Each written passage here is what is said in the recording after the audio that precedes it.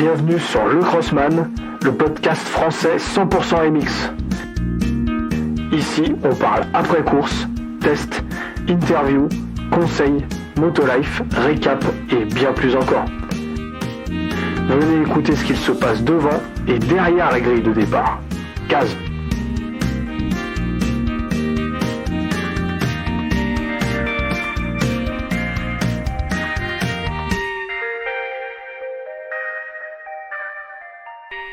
Et salut les pilotes masculins comme féminins.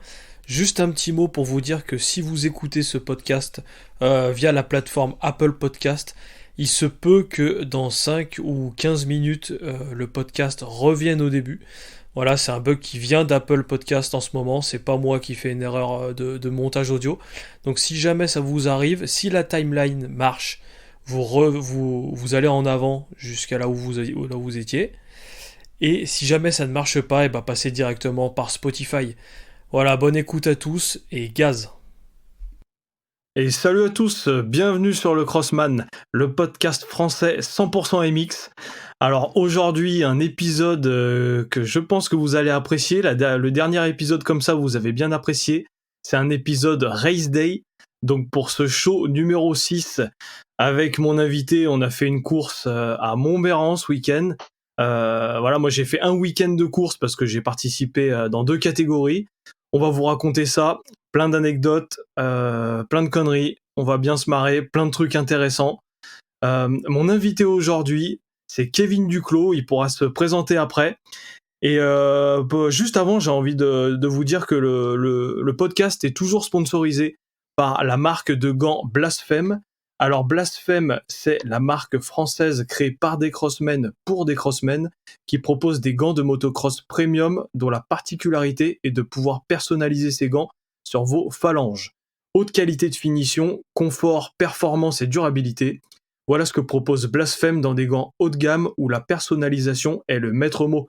Pour en savoir plus, allez sur le site blasphème.co, blasfem.co, et sur les réseaux sociaux à Blasphème Racing. Donc comme je vous l'ai dit, ce week-end, on a mis du gros gaz. Et qui c'est qui a mis du gros gaz avec moi ? Mon invité, Kevin Duclos. Kevin, tu peux te présenter, raconte-nous un peu ton parcours. Comment tu as commencé la moto ? On veut en savoir plus sur toi. Voilà, donc salut à tous. Donc du coup, moi, ça va faire 6 ans que je fais de la moto. Voilà, j'ai commencé donc il y a 6 ans. Il y a 6 ans, j'apprenais à passer les vitesses, tout ça. Et voilà, ça fait 4-5 ans que je fais de la compétition. Donc j'ai commencé en moto ancienne. T'as commencé à faire du vintage ou dans quelle région, sur quelle moto ? Et j'ai commencé alors du coup avec la moto de mon frère qui me prêtait sur un 125 XLZ de 1981. Voilà, et j'ai commencé Ouais. En Auvergne-Rhône-Alpes. Ok, ça marche. Et du coup, t'as fait beaucoup d'années en vintage ? J'ai fait 3 ans. 3 ans. Alors la première année, j'ai pas fait l'année complète, mais les années d'après, du coup, j'ai essayé de faire le championnat complet.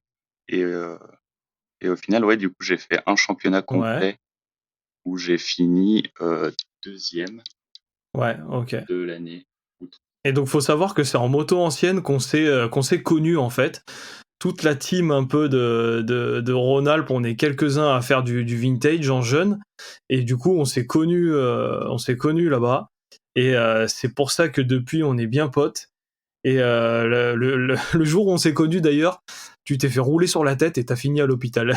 C'est ça qui est assez marrant. Voilà, et c'était la veille où je passais le bac.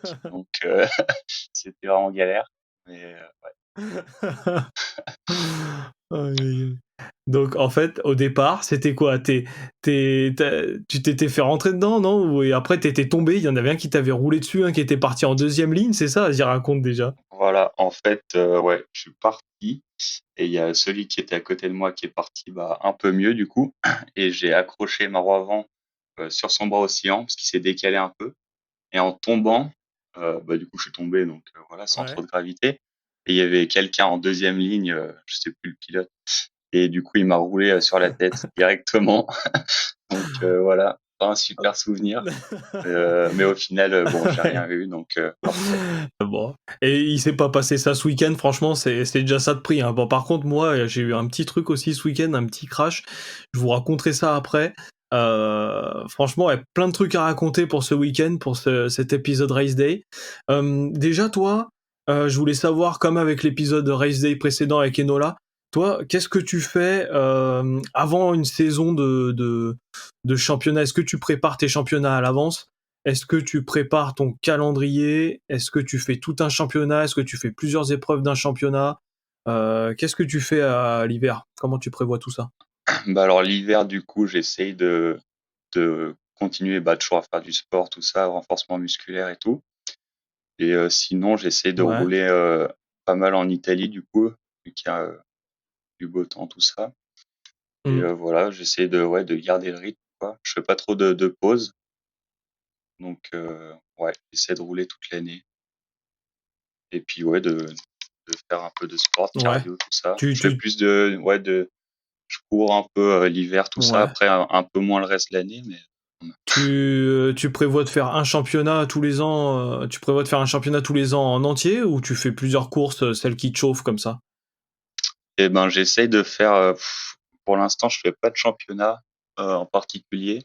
J'essaie de faire un maximum de courses pour progresser, bah, le plus Ouais. possible. Un peu en Suisse, même beaucoup en Suisse. Mmh. Voilà, je vais essayer de me lancer, ouais, dans le championnat suisse, Ouais. Angora. Et voilà, et puis je vais sûrement moi OK. en faire l'année prochaine en France, par contre. Donc parce qu'avec le OK. prix MX2? de la MX2 l'an licence, prochain, tu continues? ouais, ouais, toujours en Ouais, MX2 ça normalement. Heu, ouais, donc OK, c'est un bon ça championnat. marche, Ça Dac. me plaît, il y a beaucoup de pilotes en MX2, donc il y a le niveau il est assez resserré, donc ça permet de faire des des belles bagarres, tout ça. Ouais. C'est sûr que je trouve que dans toutes les courses qu'on fait, il y a toujours vachement plus de monde en MX2, il y a tout le temps 2 séries. Là, à Montméran, ils étaient 90 en MX2, donc il y avait, 2 séries de 2,5 et en MX1, on est tout le temps qu'une seule série, donc je sais pas pourquoi. Est-ce qu'il y a moins de monde qui aime les 4,5 ou est-ce que les 4,5, voilà, les gens qui roulent en 4,5 sont un peu plus âgés et donc ça veut dire que ça écrème un peu le plateau. Il y en a qui partent et tout, je sais pas.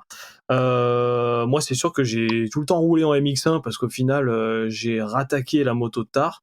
J'ai fait du 2,5 2 temps, après j'ai fait du vintage et du coup j'ai pris direct un 4,5 parce que j'adore le pilotage du 4,5.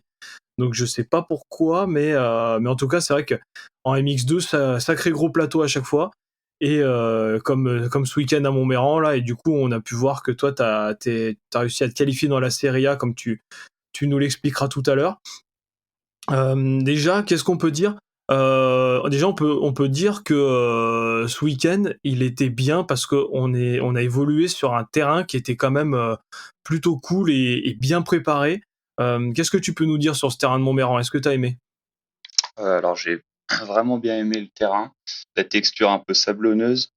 Vraiment, ouais, un bon terrain avec, bah, énormément de sauts, beaucoup de ouais, beaucoup de rythme. Mmh. Les vraiment, ouais, c'était vraiment physique quand même. En plus, il était vraiment, bien défoncé, donc c'était ouais, c'était chaud.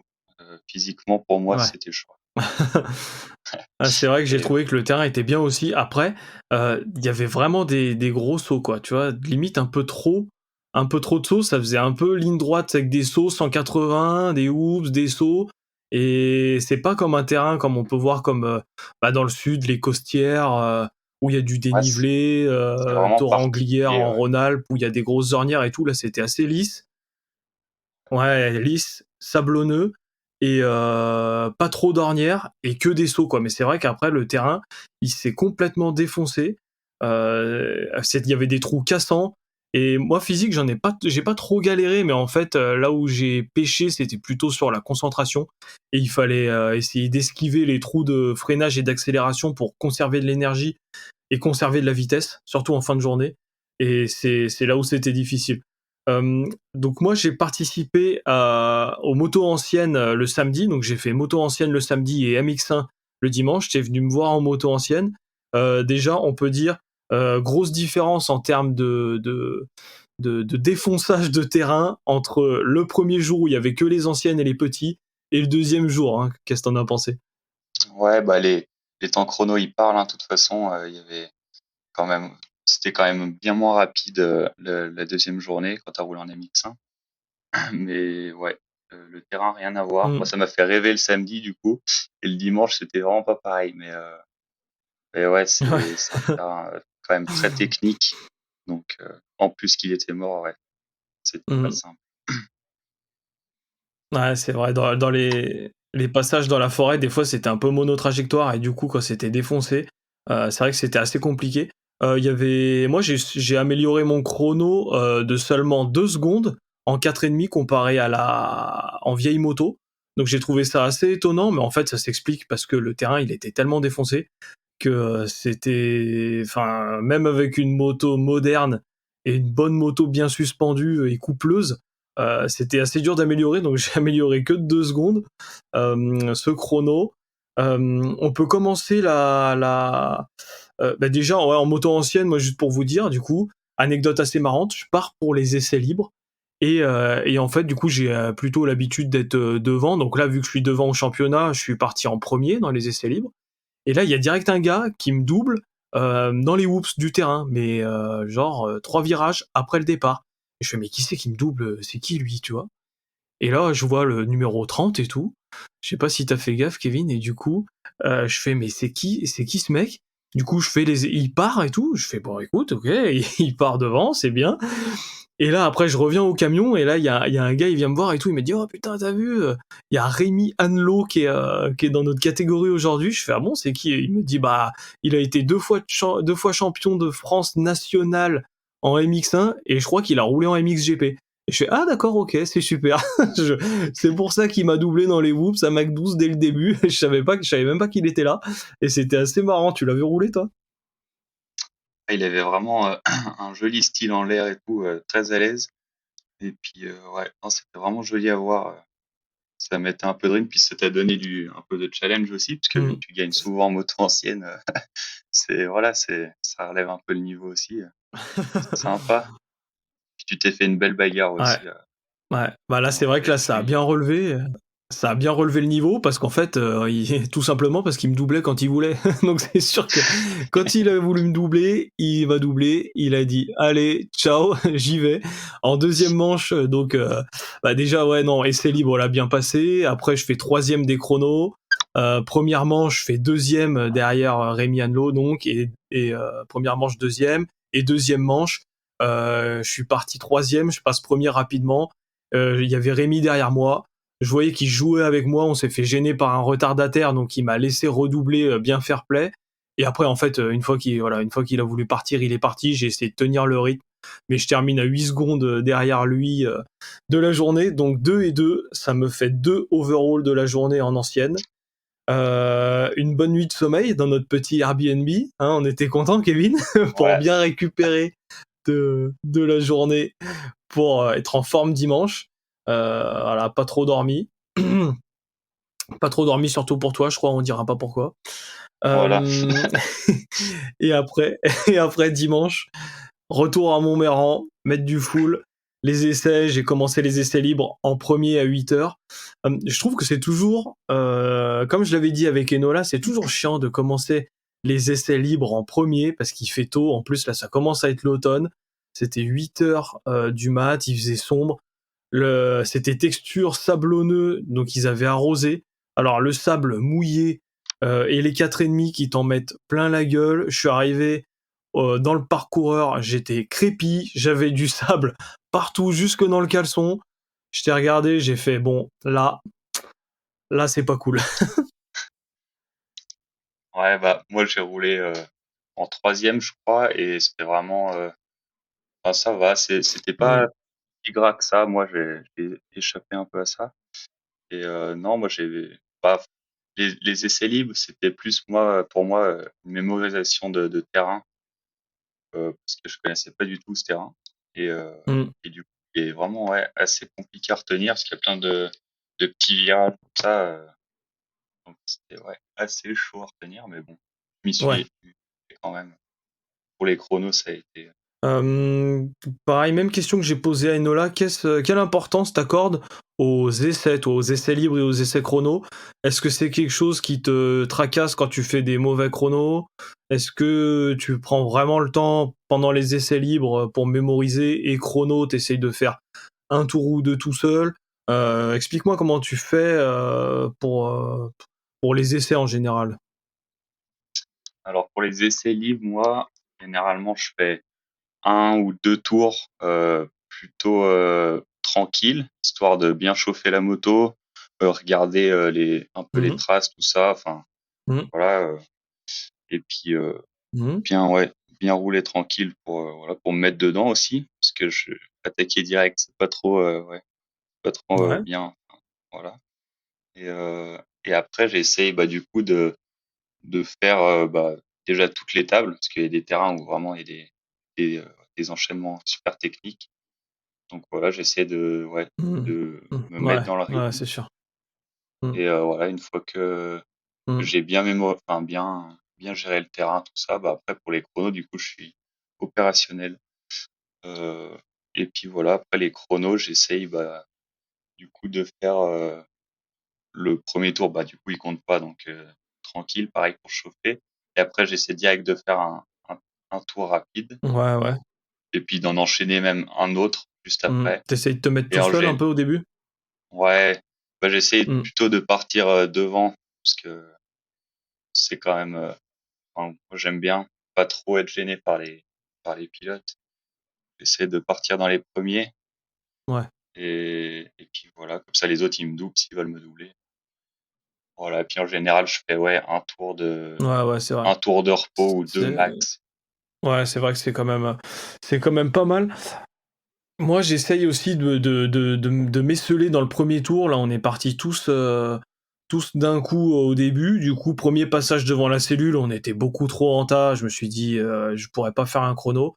C'est vraiment important, je trouve, pendant les chronos, de s'esseler, de vraiment de voir qu'on a de la marge devant, on a 5 ou 10 secondes devant, comme ça si on rattrape le mec qui est moins rapide devant, c'est pas grave, on le doublera pas, il nous gênera pas.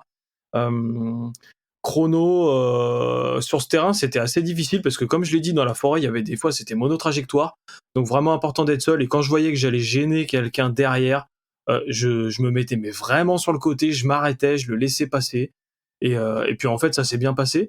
Anecdote aussi, pour ce race day, on savait pas où étaient affichés les chronos. Assez marrant. En fait, ils avaient affiché deux fiches pour les séries A et B, de qui était où en MX2 le matin. Et donc, en fait, on pensait que les chronos allaient être affichés là, alors qu'en fait, ils étaient affichés à 50 mètres à l'opposé. Et du coup, on n'a pas su quel chrono on avait fait. Toi, Kevin, t'as pas su si t'étais en A ou en B. Il a fallu aller retrouver là-bas. Et moi, ma première manche, 4,5, était le matin. Du coup, j'ai même pas su quel chrono j'ai fait. Je me suis dit, tant pis, le mec en pré-gris, il va me dire avant de me mettre en pré-gris. Et en fait, j'ai réussi à faire des bons chronos. J'étais hyper étonné parce que sur 42, j'arrive en pré-gris. Je lui dis numéro 314. Il me dit 12. Je regarde, je lui fais 12. T'es sûr? Et du coup, voilà, 12e des chronos, j'étais assez étonné parce que franchement, ça roulait bien et j'étais content de moi. Toi, t'as fait combien, toi, au chrono? Alors au chrono, j'ai fait le 32e temps, si je dis pas de bêtises.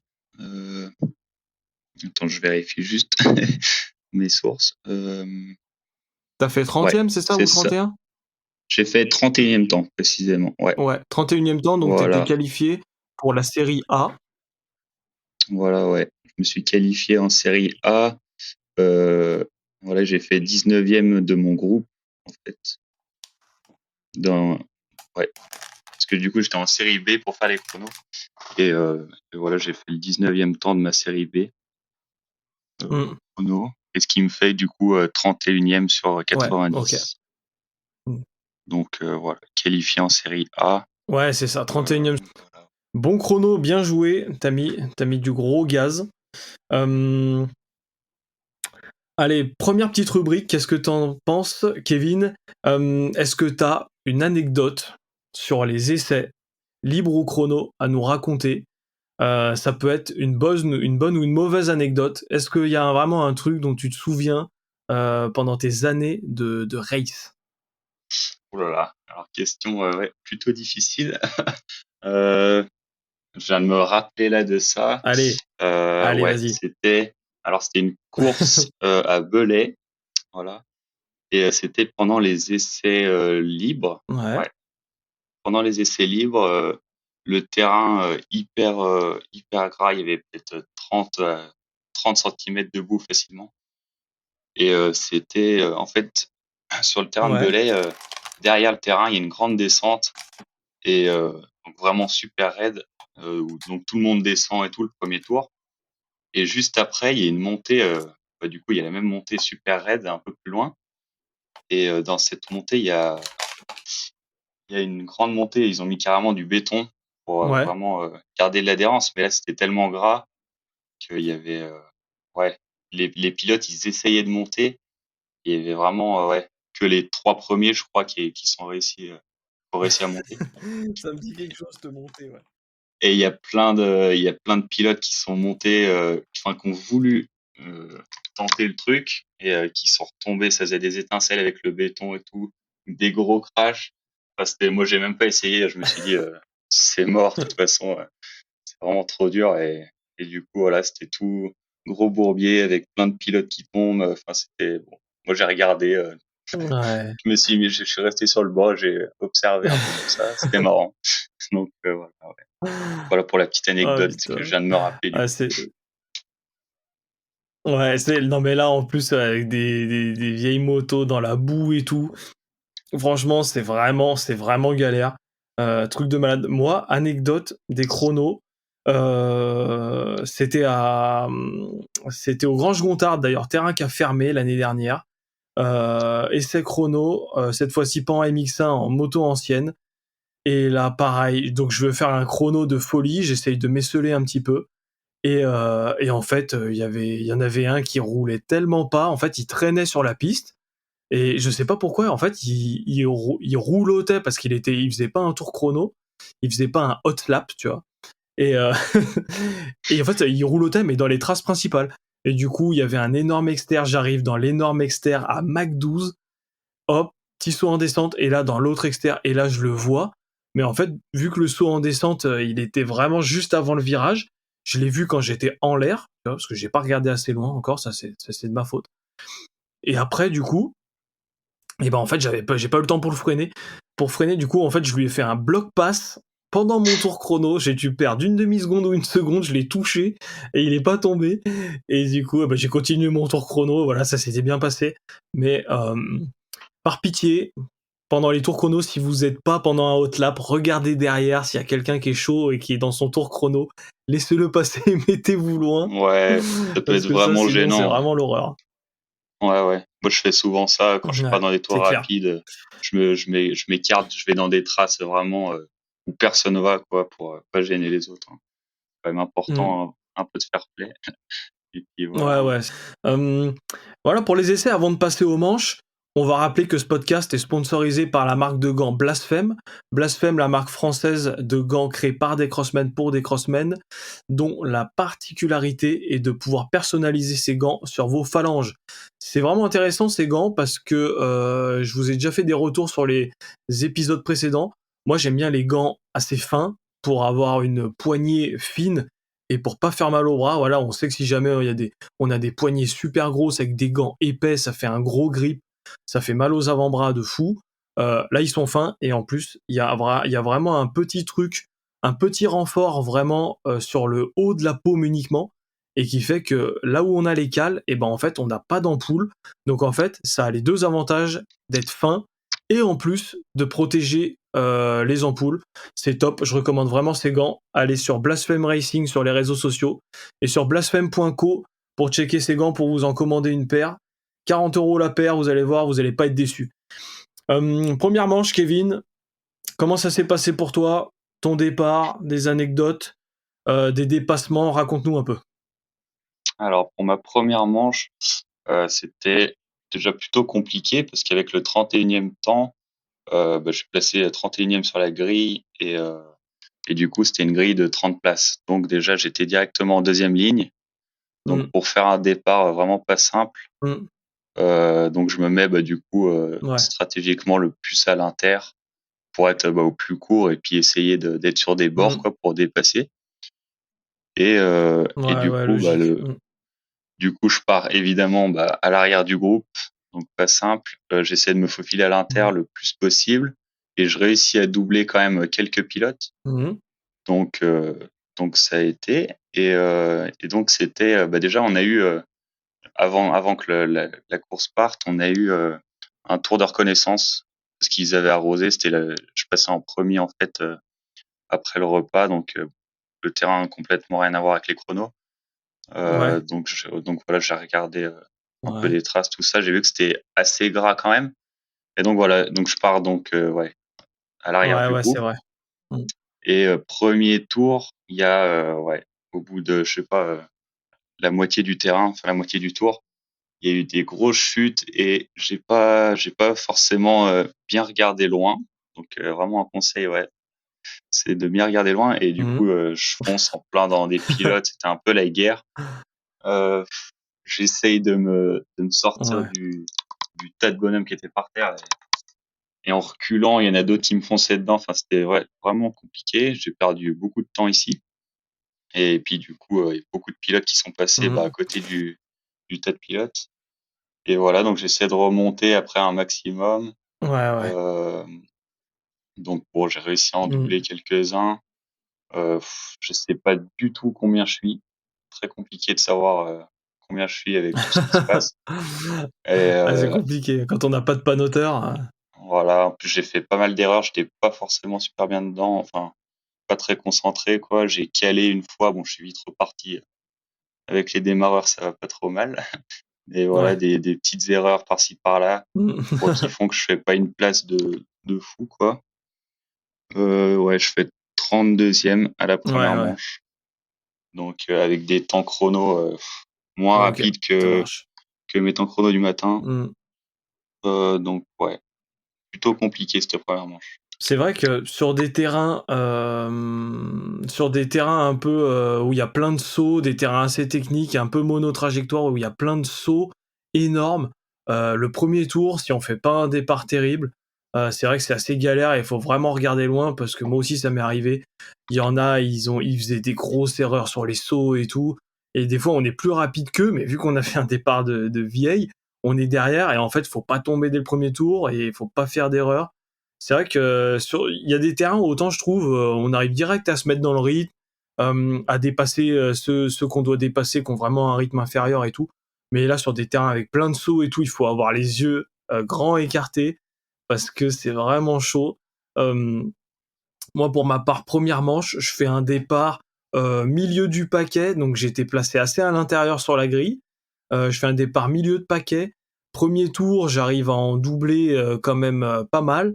Et puis après, il y avait vraiment des gars plus rapides que moi qui avaient fait un départ vraiment mauvais, qui m'ont dépassé. Donc ils m'ont dépassé dans le deuxième tour assez rapidement. Et puis voilà, après j'ai essayé de faire une manche assez régulière. Terrain déjà bien défoncé avec des trous cassants, des grandes tables, voilà, avec des réceptions des fois belles, des fois des réceptions pas très longues où il fallait être précis. Ça, c'était assez chaud à négocier. Et puis, et ben voilà, pas de panoteur. Écoute, comme toi, Kevin, hein, on y allait au culot, on savait pas quelle place on était. Et au final, je termine à la 13e place. On n'était que 38 dans la manche. Je sais pas où étaient passés les 4 entre les essais chrono et la manche. 13 sur 38 de la manche. Écoute, j'étais assez satisfait. Et puis non, voilà, vraiment content, bien roulé, j'ai progressé. Et puis surtout, j'ai pas encore regardé mes chronos sur Crossbox, mais chrono assez régulier tout le long, il me semble. Et puis voilà, le physique a joué. C'était que 15 minutes plus un tour, c'était pas 20 minutes plus un tour. Moi, j'aime bien quand c'est 20 minutes plus un tour, parce que le physique, il peut jouer, tu vois. Si vous avez écouté l'épisode précédent avec le préparateur physique, Joss Peku, et ben là, vous pouvez mettre en place tout le travail, ce que vous avez fait l'hiver en 20 minutes, et ça peut payer, hein, si jamais vous faites un départ moyen et tout. Les 5 dernières minutes plus un tour, en général, ça peut être assez intéressant. Donc là, malheureusement, que 15 minutes plus un tour, c'est déjà pas mal. Bonne première manche, j'étais content. On était bien lancé. Deuxième manche, qu'est-ce que t'as fait, Kevin? Est-ce qu'il y a quelque chose d'intéressant qui s'est passé? Est-ce que t'as mieux roulé après cette première manche? Et ben alors en deuxième manche, ouais, j'ai vraiment déjà fait une meilleure course. J'ai baissé mes temps de 2 secondes par rapport à la première manche, alors que le terrain, bon, il était encore plus mort. Donc bon, voilà, assez surprenant. Mais bon, des fois c'est comme ça. Je suis plus à l'aise en fin de journée qu'en début, quoi. Et non, Ouais. après, pas trop d'erreurs. Du coup, j'ai fait bien moins d'erreurs. Il y a eu bien moins de chutes aussi, d'autres pilotes, tout ça. Donc j'ai pas été trop gêné. Et j'ai réussi, à faire une 26e place. Donc plutôt content parce que devant ça roulait vraiment fort, hein, en 1:40. Ouais, il y avait vraiment des gros pilotes. Ouais. Donc voilà, plutôt satisfait. C'est vrai que Cette devant, il y avait deuxième quand manche. même un gap. Ouais, Il y avait un gap ouais. entre quand même le paquet de devant et ceux derrière, hein. C'était pareil en MX1, il y avait vraiment un gros gap, ouais. Ok. Bon bah écoute, franchement t'as bien roulé, hein. Je t'ai vu rouler, je t'ai filmé un peu et tout. C'était beau, hein. Écoute, tu termines combien du général à peu près en Serie A? Ouais, je finis 29e du coup. Voilà, de la Hmm. journée. Donc bon, Ouais, moi ça me va sur 29e. 90. Ouais, c'est bien. C'est valable. Après, Après, ouais, c'est vrai que des fois, deuxième manche, bon, moi, ça n'a pas été le cas aujourd'hui, mais deuxième manche, c'est vrai que des fois, on roule un peu mieux. La première manche, en plus, si elle est après le repas et tout, la digestion, un peu galère, mais ouais, c'est vrai que des fois, deuxième manche, on améliore nos chronos alors que le terrain est plus défoncé. Voilà, peut-être qu'on arrive plus à trouver des traces parce qu'on a été habitué à rouler avec la vitesse de course en première manche. Euh, Comme je l'avais dit dans l'épisode Race Day précédent, la régularité et le physique, c'est hyper important. Je trouve que c'est vraiment là où on arrive à remonter le paquet. Et au final, moi, le départ, j'y accorde de l'importance, mais pas tant que ça. Il y en a plein, ils disent, oh, le départ, ça fait 90% de la course et tout. À notre niveau, un niveau intermédiaire, il y en a plein qui, voilà, les 5 dernières minutes, ils ont moins la caisse que d'autres. Et moi, j'ai envie de faire vraiment partie du haut du paquet au niveau du physique. Et du coup, de remonter et de faire à la place à laquelle je devrais faire, même en ayant, même si j'ai fait un départ, pardon, vraiment mauvais. Donc, pour ma deuxième manche, qu'est-ce que je peux vous dire? Elle n'a pas été longue. C'était vraiment compliqué. Elle n'a pas été longue parce que je fais un départ encore une fois milieu de paquet, je me mets intérieur, mais il y en avait, ils étaient vraiment énervés. Voilà, ils avaient pas peur de faire de jouer des coudes et tout. Moi, je me suis un peu mis en retrait, j'ai longé l'intérieur et tout. Je suis parti milieu de paquet. Deux premiers tours, pareil, je m'énerve pour en doubler le maximum. Et, euh, et pareil, juste après le départ, la première grosse table, il y a un gars qui a un problème apparemment, qui lève la main. Il pensait qu'il y avait personne à son extérieur alors qu'il y avait juste moi. Et du coup, je saute à côté de lui, mais je prends le saut à moitié. Il y a l'arrière qui part et tout. Je manque de tomber, mais au bout de 100 mètres après le départ. Donc ça, c'était vraiment assez galère. Et troisième tour, donc j'étais en train de remonter, troisième tour, c'est là que euh, la tristesse arriva. Il y avait plein de sauts sur ce terrain, comme on l'a déjà répété. Et au bout des sauts, je sais pas si tu voyais, Kevin, des fois ça faisait des petits trous, des petites cunettes cassantes, tu vois. ouais, Et donc, au sommet, ils appellent. si jamais tu mettais un coup de gaz, enfin un filet de gaz linéaire, et ben, en fait, tu faisais un pas à l'avant avec la marche. En fait, ça faisait la marche, elle tapait dans ta roue arrière et ça te faisait un petit pas à l'avant. Donc moi, j'ai eu la bonne idée de, comme on fait, de pile quand t'arrives dans cette petite cunette à la fin du saut, de mettre un petit coup de gaz, bon, pour justement corriger l'assiette de la moto et sauter à plat. Et sauf que j'avais déjà pas mal de vitesse. En plus, je mets le petit coup de gaz bois. Et là, en l'air, je me suis vu mourir. J'étais à 6 ou 7 mètres de haut. La réception, elle faisait 1,50 m de long, tu vois. Elle faisait la distance de la moto en longueur, la taille de la moto en longueur. Et du coup, et là, je me suis dit, je vais me mettre un long de l'espace. J'atterris sur le plat, mais alors, mais 3 mètres après la réception, c'était un petit step down, je m'explose. Je m'explose les chevilles. Le saut juste après, il était 2 mètres après, donc forcément, je le saute à moitié, en travers. Je passe à 2 mètres d'un arbre. La moto, elle atterrit dans le talus. Moi, je roule dans le talus et tout. Et là, du coup, j'arrive, je suis à 4 pattes. Et là, il y a un commissaire de piste qui vient juste après moi, juste après mon crash. Il me dit ça va et tout. Il croyait que j'étais vraiment pas bien. Et je lui dis j'ai juste mal aux chevilles, tu vois. Et du coup, maman s'est arrêtée au 3e tour. Miraculeusement, la moto n'a rien. Et moi, j'ai une petite entorse des 2 chevilles parce qu'il faut savoir que je pilote tout le temps mes pieds sur la pointe. Enfin, tu vois, je pilote tout le temps, mais c'est la pointe des pieds qui est sur les cale-pieds. Tu vois, je pilote sur la pointe des pieds. Et du coup, ça fait une hyperflexion. Je sais pas si vous voyez. Les bottes, elles ont grippé sur les repose-pieds. Et en fait, j'ai fait enfin, mes chevilles se sont trop fléchies, tu vois, dans le bon sens. Hyperflexion, 2 entorses. Chaussettes de contention de vieille toute la journée, Voltaren, et voilà comment c'est fini mon race day.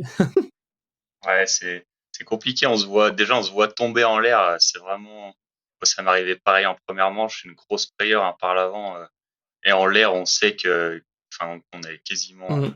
aucune chance de s'en sortir. Et bon, des fois, ça passe. Ouais, faudrait vraiment arriver à rester concentré dans ces moments-là et tout faire pour pas tomber. Mais c'est compliqué, hein. Mhm. Vraiment, ouais. Ouais, c'est ça, c'est ça. Je pense que c'est un manque de lucidité, tu vois. Moi, ça faisait 2 jours que je roulais, donc j'avais fait un jour de course complet avec des manches de 20 minutes plus un tour la veille. Pas beaucoup dormi, et là, une journée de course complète. Deuxième manche, je pense clairement que c'était un manque de lucidité. J'aurais pas dû mettre ce petit coup de gaz, j'aurais dû pas sauter le saut, tu vois, j'aurais dû amortir, j'aurais perdu une demi-seconde, ça aurait pas été très grave. Et dans le feu de l'action, voilà, en voulant remonter le paquet, l'erreur. Trop long, et ouais, au final c'est vraiment des trucs bêtes comme ça qui arrivent, qu'il faudrait s'améliorer en termes de concentration et de, tu vois, de juger le bon et le mauvais, tu vois, le temps gagné contre les risques encourus, tu vois. Je t'ai vu aussi, je t'ai filmé aussi quand t'as failli te mettre le par l'avant. C'était assez chaud, on a dû avoir un peu la même vision de mort imminente. Ouais, c'est ça. Ouais. Ça se passe tellement vite en fait. Et moi, pour ma part, c'était une erreur de pilotage. J'ai pas passé ma vitesse. Je devais être en front de 3 alors que bon, normalement ce saut je le passais en quatrième. Et du coup, il y avait une petite bosse Mm. aussi juste avant le saut quoi. Et ça m'a fait passer par l'avant. Je m'y attendais Mm. vraiment pas, et surtout pas là où ça s'est passé. Mais bon, c'est comme ça. Je m'en sors bien aussi, donc ça Ouais, je va. pense, ouais. Ça Avec t'a un gros, décomprimé l'amortisseur, et du coup, ouais, ouais, et du coup, failli par l'avant, quoi. c'est ça. Et du coup, gros rupteur pour essayer de redresser la moto un maximum. Voilà. Et bon, je m'en sors bien. Mm. Ça va. Ouais, écoute, ouais, ça aurait pu être pire, on aurait pu se faire beaucoup plus mal. Mais voilà, après, c'est comme ça qu'on apprend, c'est comme ça qu'on progresse, et c'est comme ça qu'on va faire les rectifications cet hiver, et que j'espère qu'on aura progressé, et pour faire encore des race day l'an prochain, et pour vous raconter encore des aventures, et on va essayer de monter un peu dans le classement. On va faire un peu des programmes un peu cet hiver, on aura l'occasion de faire plein de podcasts, à mon avis, assez intéressants. Et puis voilà, dites-nous si vous aimez bien sûr ces race day. Euh, Abonnez-vous au podcast, parlez-en. Enfin, ça, je le répète assez, je l'ai même pas dit au début du show, mais bref, vous connaissez la chanson par cœur. Dernière rubrique, Kevin. Euh, Ton bon et ton mauvais moment de la journée. Un des deux, les deux, comme tu veux. À toi de choisir. Alors du coup, bah mon mauvais moment, je pense que c'est ouais vraiment cette frayeur de course. Mm. Et puis ouais, c'était vraiment chaud. Là, c'était pendant la première manche, cette frayeur, et ouais, avec toutes les chutes, tout ça, c'était vraiment compliqué. Et après, bah mon meilleur moment, je Mm. dirais que c'est aux essais libres. Non, non, non. Mon meilleur moment, en fait, je suis plutôt content de ma place. Donc, ouais, je suis plutôt content de ma place. Je pense que j'étais à ma place justement, bah, en plus en deuxième manche. Mais Ouais, voilà, ouais, je suis assez content de cette journée. ouais, ok, Puis, d'accord. j'ai surtout pris, beaucoup de plaisir à rouler Ok. là-bas sur ce terrain, donc voilà. Ouais, ok. Franchement, merci au motoclub de Montméran, au Gears Motocross Park. C'était vraiment sympa cette journée. Moi, pour ma part, bon moment. Pareil, bon moment du week-end. Deuxième place en moto ancienne, j'étais très content de ma performance. Bon moment de ma journée en MX1, c'était vraiment, on va dire, ma première manche en général, parce que j'ai fait un bon chrono, mais je me suis dit, ah, peut-être que les autres, ils ont pas roulé la veille, tu vois, ils connaissent pas le terrain. Je me suis mieux esselé que d'autres, je me suis pas fait gêner. Donc c'est peut-être pour ça que j'ai fait un bon chrono. Et au final, je fais 12 au chrono et 13 en manche. Donc en fait, j'étais à ma place. Donc c'était vraiment le point positif du week-end. Et mauvais moment de la journée, voilà, vraiment, la seconde où j'étais en l'air, où j'ai su que j'allais décéder, ça c'était vraiment pas cool. Euh, voilà, il faut que je sois plus concentré. On retiendra ça, il faut plus de concentration, peser le pour et le contre. Et voilà, tout simplement éviter les trous, aller sur les 20 centimètres à gauche ou les 20 centimètres à droite où il n'y a pas de trou, sur les sauts. Écoute, j'espère que je retiendrai la leçon. On verra. On verra pour les prochaines courses. Et puis voilà, la journée s'est bien finie. On est rentré chez nous à peu près en vie. C'était déjà pas mal. Est-ce que t'as quelque chose d'autre à nous dire sur ce race day, ou alors on boucle cet épisode? Bah, alors pas grand-chose d'autre à dire, à part que, ouais, ils ont fait un super boulot, ils ont bien préparé le terrain, tout ça. En plus, on a eu le soleil, donc ouais, moi j'ai passé vraiment une bonne journée, même un bon week-end, parce que regarder rouler aussi, c'est vraiment intéressant, de voir Mhm. les pilotes, les positions, tout ça. Ouais, on en apprend toujours. Mais voilà, non, une super Mhm. week-end, encore une fois. C'est vrai. Ouais, c'est vrai que sur la piste de Montméran, on peut vraiment bien voir l'ensemble du terrain. On a vraiment une belle vue. Du coup, on a pu se filmer, on a pu se prendre en photo, on a pu voir les courses, on a pu étudier les traces des autres. Vraiment, merci au motoclub de Montméran. On espère que l'an prochain, il y en aura d'autres. Et puis voilà. Écoute, on peut clore cet épisode Race Day. J'espère qu'il vous aura plu, avec toutes ces anecdotes et ces axes de réflexion, on va dire, pour la prochaine fois. Surtout, n'hésitez pas à vous abonner sur les réseaux sociaux, à noter le podcast sur Apple Podcast, likez, parlez-en autour de vous. Si vous me voyez, voilà, Tom Le Suire numéro 314, si vous me voyez, je suis surtout en Rhône-Alpes et des fois un peu en Occitanie, n'hésitez pas à venir me voir, ça me ferait super plaisir. Et puis voilà, on se tient au courant pour les autres podcasts. Tenez-vous informés sur les réseaux sociaux. Et puis voilà, merci Kevin en tout cas d'avoir fait le podcast avec moi, ça m'a fait vraiment plaisir. Et, euh, et puis on se revoit très vite. Allez, merci, salut à tous. Salut!